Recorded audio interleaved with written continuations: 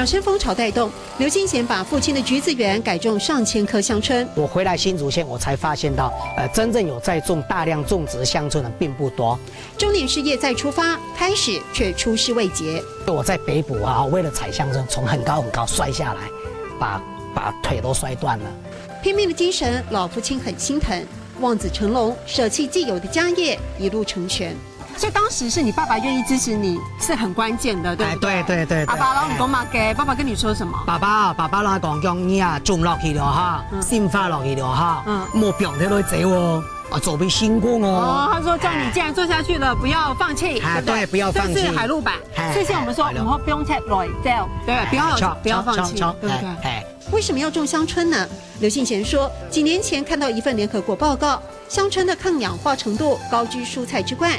但是最简单的却屡屡失败，全家都以为是发傻了哈，因为刚创业的时间了哈，很艰辛。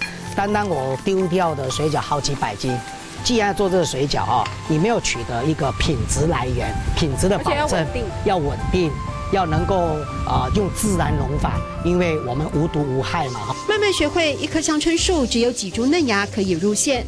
再克服植物碱的苦涩，刘信贤要让客人品尝美味，享受健康。香椿的好，我们包在水饺馅里面，除了你能够吃饱以外，还可以选择多一份的养生。